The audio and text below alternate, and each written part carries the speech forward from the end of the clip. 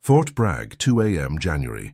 A military police officer doing routine perimeter check stopped his vehicle when his headlights caught something that shouldn't have been there. A Belgian Malinois, alone, sitting perfectly still in the middle of the base's restricted access road. No handler, no unit markings, no collar. The dog didn't run when the lights hit him. He just looked at the officer with those amber eyes and then looked down at something tucked between his front paws. What the officer saw when he got out of that vehicle started an investigation that would tear through that town like a grenade with a very slow fuse. My name is Corporal Daniel Tresh.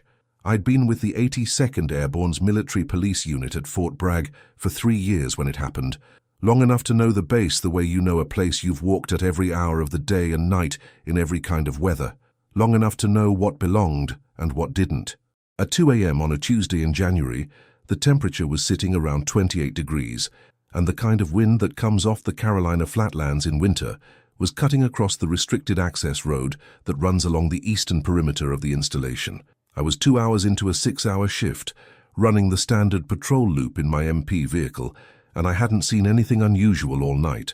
The dog was sitting in the exact center of the road about 150 meters ahead of me when my headlights picked him up. I slowed immediately because my first thought was that he was injured, that he'd been hit by a vehicle and was sitting in shock.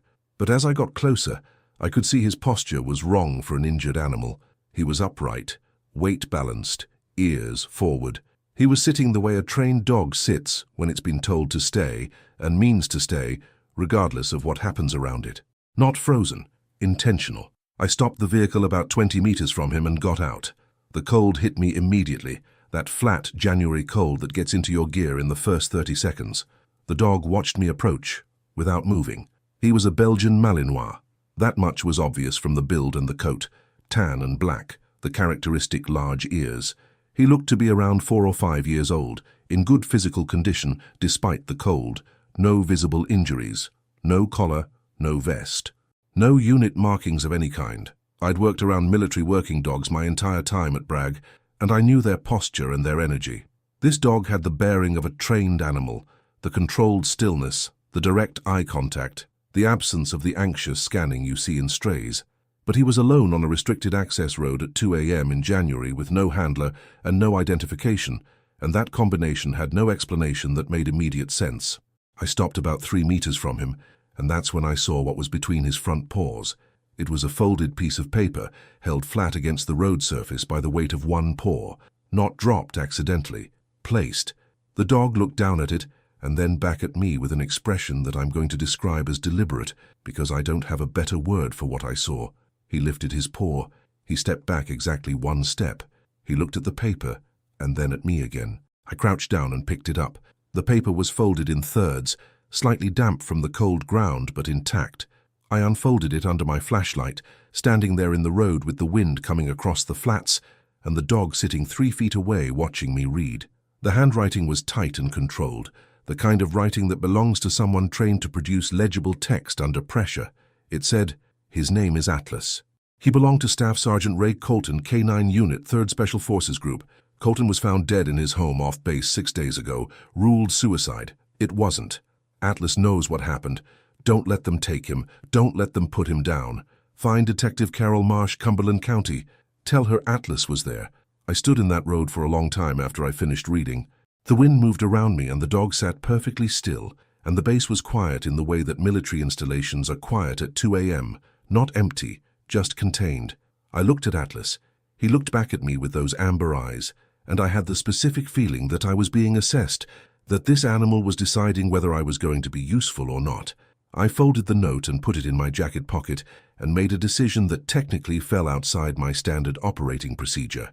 I did not immediately radio it in. I opened the passenger door of my vehicle, and Atlas got in without being asked, settled into the seat, and looked forward through the windshield. I drove the rest of my patrol loop thinking about a staff sergeant named Ray Colton and a death that someone with very careful handwriting believed was not what it had been ruled to be. Ray Colton's name was not unknown to me. The K-9 units at Bragg operated somewhat separately from the MP structure, but the base was not large enough for the different units to be truly isolated from each other. Colton had a reputation as one of the most capable dog handlers in the 3rd Special Forces Group, a quiet and precise operator who'd done 4 overseas deployments with Atlas and had a record that most people in his field would have envied. I'd seen him twice in the year before his death, once at a base function and once on the range, and both times he'd struck me as exactly what his record described: contained, competent, not the kind of man whose file you'd expect to end with the word suicide. The official report had been released internally 4 days earlier. Colton had been found in his off-base residence in Spring Lake by a neighbor responding to a noise complaint. The determination of suicide had been made by the Cumberland County Medical Examiner within 48 hours. The base had issued a brief notification, and that, as far as most people at Bragg were concerned, was the end of it. Atlas had been taken to the base veterinary facility after Colton's death. He'd been assessed and placed in temporary holding, pending a decision about his disposition. Military working dogs in that situation typically went through a re-pairing process or, in cases where behavioral assessments indicated complications, were retired to civilian adoption. The note in my pocket said, "Don't let them take him. Don't let them put him down," which meant whoever wrote it believed Atlas was in danger beyond the standard institutional process. I finished my shift at 6 a.m. with Atlas in my vehicle and a decision to make. I could report the dog's presence through official channels immediately, which was the correct procedural response, and watch him disappear back into the system that the note specifically warned against. Or I could make one phone call first. I looked up Detective Carol Marsh, Cumberland County Sheriff's Department, on my personal phone while Atlas sat in the passenger seat of my personal truck in the parking lot outside my barracks. She existed.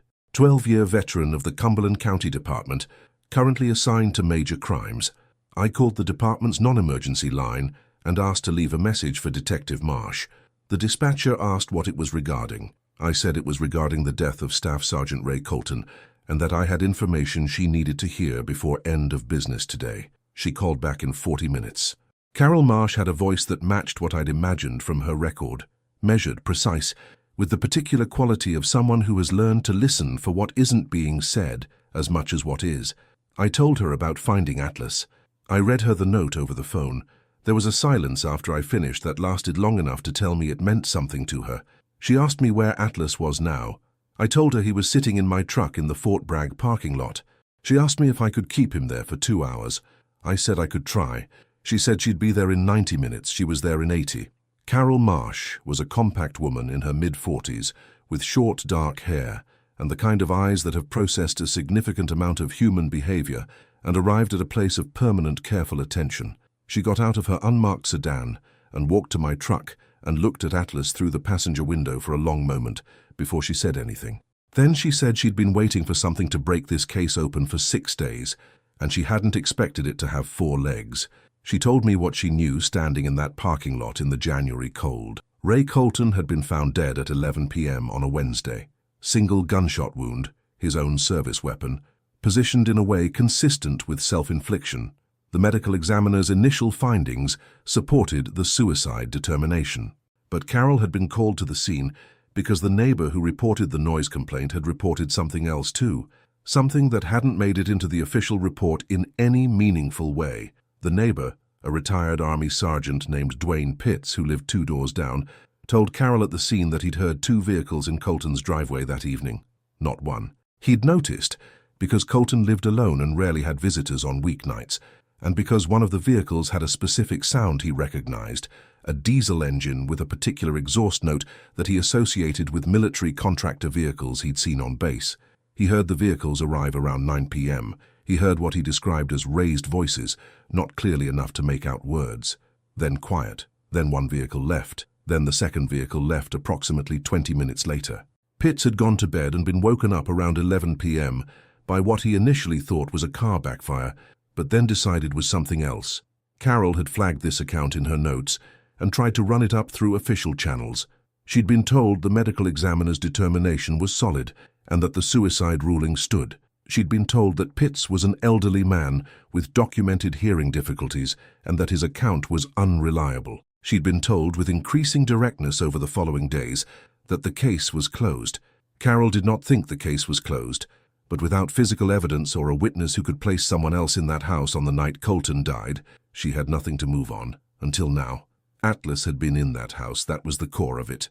Atlas was Colton's dog, lived with him off base, was part of his daily life in a way that made the animal a potential witness in the only sense that mattered, not to testify, but to carry information that Carol believed could be extracted through a process she'd used once before in her career, a forensic behavioral assessment conducted by a specialist in military working dog psychology.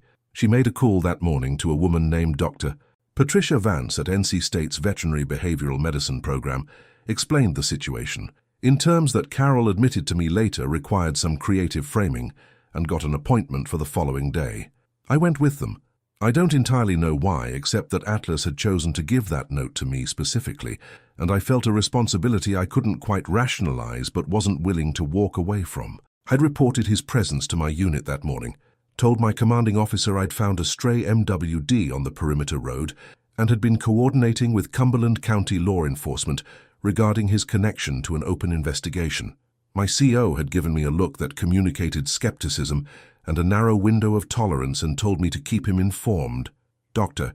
Patricia Vance was in her 50s, a small, precise woman with reading glasses pushed up on her forehead, and the particular combination of academic rigor and genuine feeling for animals that the best people in her field tend to have. She examined Atlas thoroughly before we discussed anything, running a full physical and behavioral assessment, checking his responses to a battery of standard stimuli.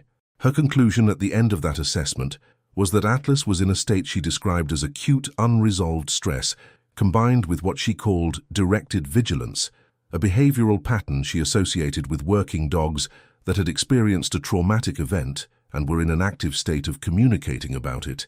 She said Atlas was trying to tell us something.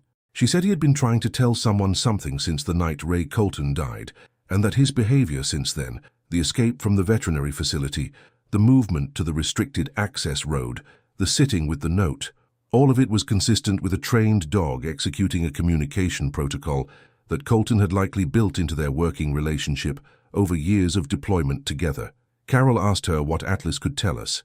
Dr. Vance said it depended on what questions we knew to ask. What followed over the next 2 days was one of the stranger investigative processes I've witnessed. Dr. Vance worked with Atlas through a series of controlled environment tests, presenting him with scent samples, photographs, recorded audio, watching his behavioral responses with the focused attention of someone reading a language she'd spent decades learning. Carol sat through all of it, asking questions, taking notes, building a picture from Atlas's responses that she then cross-referenced with the physical evidence from Colton's home. Atlas responded to 2 specific scent samples with the alert behavior that Dr. Vance identified as recognition combined with threat association, the response pattern of a dog that had encountered a scent in a context of danger. One sample Carol had pulled from the physical evidence collected at the scene. One she had obtained through a separate channel she declined to explain to me in detail. Both samples belonged to the same individual. The individual was a contractor employed by a private security firm with multiple Defense Department contracts, a man named Gregory Faust, who had worked on 2 of the same overseas assignments as Ray Colton's unit.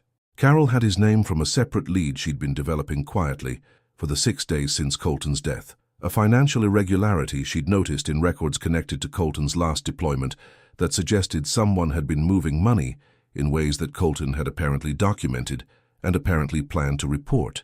Atlas had placed Gregory Faust in Ray Colton's house on the night Colton died.